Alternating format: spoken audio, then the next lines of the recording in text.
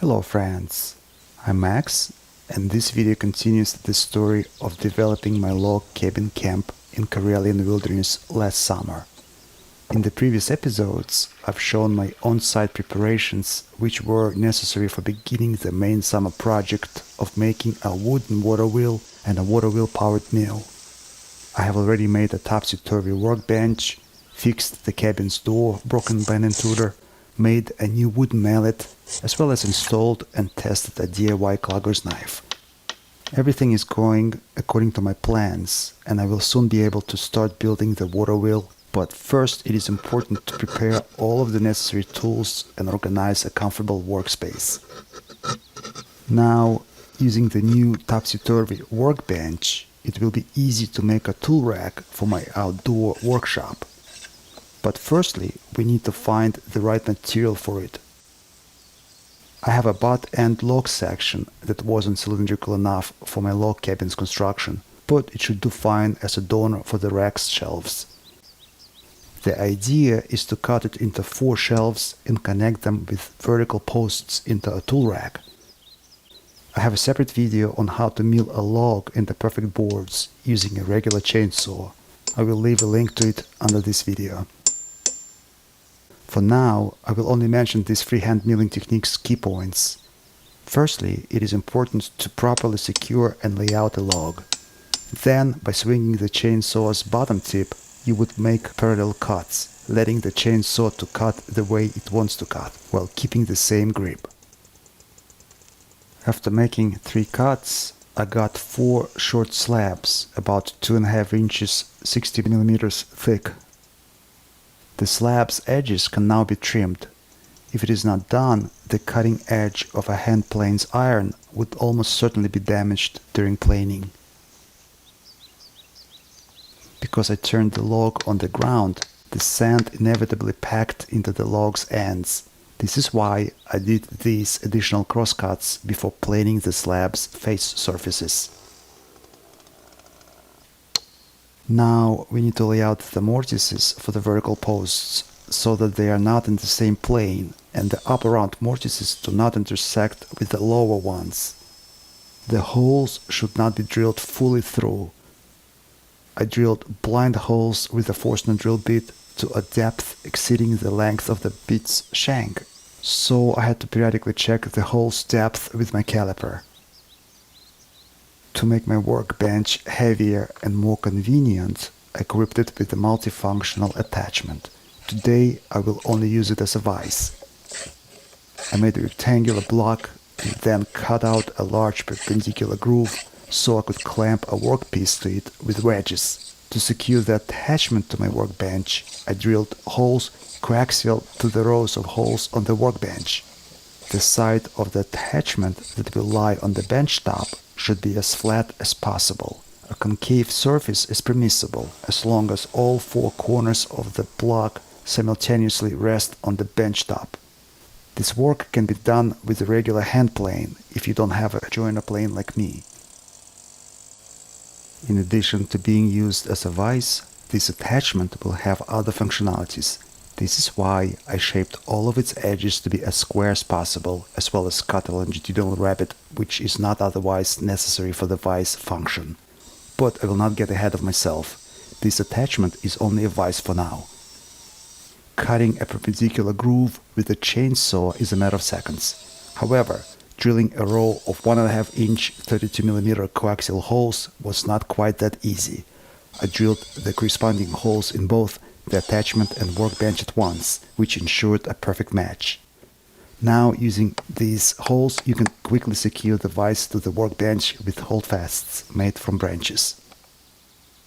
Using the vise and 2 wedges, it is easy to secure a problematic cylindrical workpiece which would not twist even if being worked on with a huge block cutter.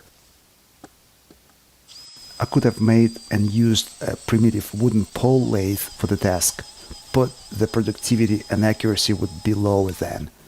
Nevertheless, the pole lathe has its advantages and I will certainly build one soon. Using a tenon cutter, you can make 100 rack posts a day, but I don't need 100, I only need 16, 4 of which will be the rack's legs. I installed the rack's legs at an angle for better stability. I made them from a maple branch since it is stronger than alder. The rack will be collapsible, which means the ends of the legs should be trimmed. This step is easy to do with a chainsaw when the rack is partially assembled. Since the posts are standardized and interchangeable, the tool rack is assembled without a hitch. Note, this is a heavy-duty rack. The first two shelves can easily support my weight. Unfortunately, the upper shelf needed some repairs, because the log section noticeably rotted on the bottom side of the board made from that section was weakened by the holes and cracked as a result. In order to add strength to the weakened shelf, I reinforced it with Rowan dowels. They will reliably keep the cracked slab as one piece, even better than wood glue. Everything used in the bush must be built solidly and reliably. All the parts are ready and can now be assembled into a single structure. Theoretically, you can make a rack cover that will protect it from rain, or you can add doors, but this simple design suits me perfectly as is. This mobile rack should hold all my hand tools. I just need to come up with a convenient and rational storage spot for each tool. For example, a knife is conveniently stored in a sheath. For my large log dog, I found a spot on the side of the shelf. The awl can be stuck anywhere. There is not much space for my two-handed chisel on the shelf, so it will be stored in the back of the rack.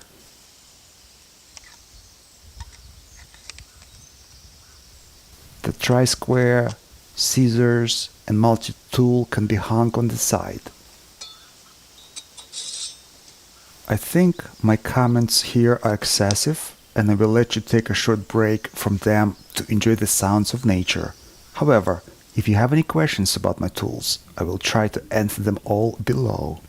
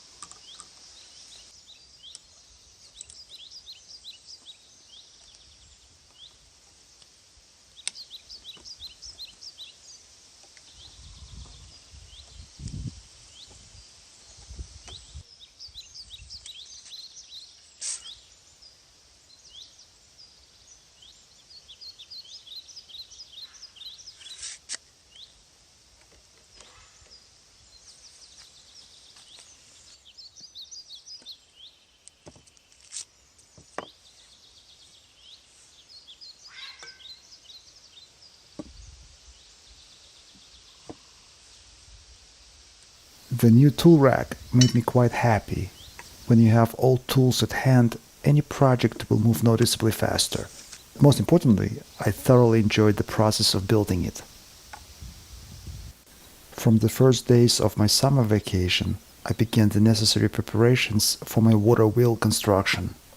I'm convinced that the preparation of the right tools and organizing the workplace is the most important part of the project. So last year I cleared a small lot next to the cabin. This is where I plan to keep my tools and materials. As you might remember, I built my log cabin using falling pines knocked down by a severe storm back in 2011. It was the worst storm I can remember. Uprooted tree trunks laid on the ground for at least 4 years, just rotting, and during this time they collected a lot of moisture, even more than during their life. Every circumstance has its pros and cons. A moist pine log of this diameter is very heavy, but it can be easily shaped with hand tools. While building my cabin, I had to disassemble it during the first year of its construction and cover the logs before winter, so that the logs wouldn't dry too fast. The following summer, when assembled back, the cabin still stood roofless for a while, exposed to sun and rain, so naturally the log ends got darker. There is no real reason to clean up the log's ends, but I decided to use my new side grinder's attachment to make my cabin look prettier. When you have good tools, the work gets done quickly. As you can see, the pine's sapwood is tinted gray from fungus. Once the log dries, the fungus will die, but the pigment will remain. It is clearly visible in the shape of a gray ring, but the oily core of the northern pine is not so easily overtaken by the fungus. The pine's oily core will only begin to rot when the sapwood has already crumbled into dust. The more the log gets wet, the more its end darkens. The lower log, which protrudes beyond the roof overhang, turned black. It is good that this particular log consists almost entirely of oily hardwood. Grinding each log's end is only half the job. Now it is time to finish them. I used an oil-based antiseptic first, and then I saturated the log ends cuts with an oil wax mix formulated specifically for it. The log's ends have acquired a warm amber honey color, and the log cabin now looks more elegant. Because my roof overhang is extra long and protects them from rain, they will keep that look for a while. As you might remember, I had invited guests who visited my log cabin last winter.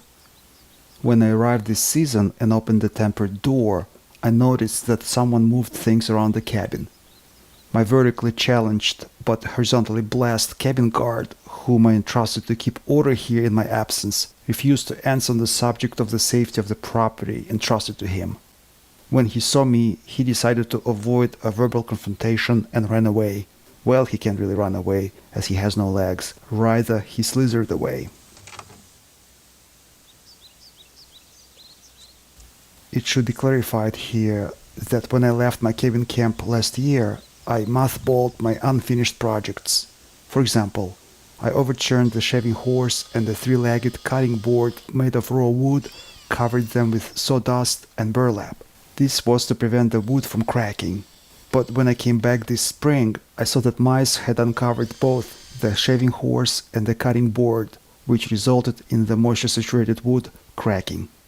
So what remains for me is to come down and try to fill the cracks with my leftover polymer resin remaining from our previous kayak making project. This is the mice damage. To save time, I decided to fill the cracks in both the horse and the cutting board at once. Practice has shown that duct tape doesn't stick well to oil-finished surface, so I had to use screws and other materials found around the camp to seal the crack from the side. After making a fiberglass reinforced kayak from branches, fabric and resin, which I talked about last year, there is little polymer left, and in order to make most of it, I decided to use sawdust as a filler. I made a simple rammer from a large chip, poured a handful of sawdust into the crack and compacted it with the rammer. As a result, a minimal amount of resin was used to fill this gap. Economy must be economical. The plastic bottle in which I mixed the resin components last year came in handy again. What is garbage in civilization acquires value in the wild. The bottle's narrow neck makes it easier to pour the polymer into a thin slot. Once the resin hardened, I removed the impromptu form work and saw that the place where the mice gnawed out a piece of oily wood was not fully bonded to the polymer, which did not upset me at all. The tiny bubbles on the bottom of the transparent polymer give the visual effect of frost. I think it looks interesting. I decided to cover the back of my cutting board with a wax finish. The cutting board is stored and used in the forest and will certainly be affected by seasonal fluctuations in moisture. The wax seals the wood's capillaries, which should prevent it from repeated cracking. For best protection of the surface, I heated the wax with a torch so it saturates deeper into the wood. And lastly, I recoated the top surface of the cutting board with food-safe end grain oil finish. Having disassembled the form work on the shaving horse, I saw that the crack was filled almost to the entire depth, and it would no longer grow, and that's what I need. In order to increase the working stroke of the shaving horse's pivoting lever, I chamfered the semicircular edges of the huge mortise in which the clamping lever is located. Since the chamfer should be removed from the inside of the curved surface, I used my homemade curved gouge.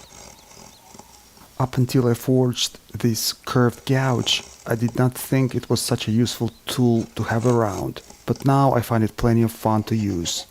To save the gouge's cutting edge, I used the wood file on the side where the crack was filled with the polymer. After being stored indoors for over a year, the older had dried up noticeably and would be okay as is. However, I decided to additionally protect my shaving horse with 2 coats of finishing oil. Now it looks better and should last me lifelong.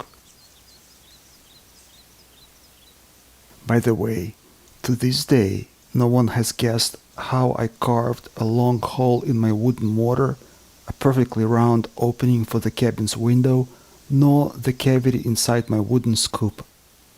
I intend to publish a video describing the carving technique soon, so you have one less chance to submit your thoughts. I suspect once I publish the video, some people will claim they knew about the technique since they were in diapers. At the moment, I have covered almost all of the preparatory stages for my water wheel-powered mill construction. In the next video, I plan to begin a story about my path on building a water wheel at my log cabin camp in Karelia. Friends, for your convenience, I assembled a chronologically arranged list of videos about my efforts in establishing this cabin camp in the off-grid remote location of Karelia. You can find the list in this video's description below. By the way, this is the 10th video to a 6-year series that I've been working on. This is Maxi Gorov from St. Petersburg, Russia. If you liked this video, perhaps you could share it with your friends. Let good people watch good videos. P.S. I only produce 1 or 2 videos max a month, and if you don't want to miss new content like this, subscribe and click the notification bell to stay up to date with all of the latest content.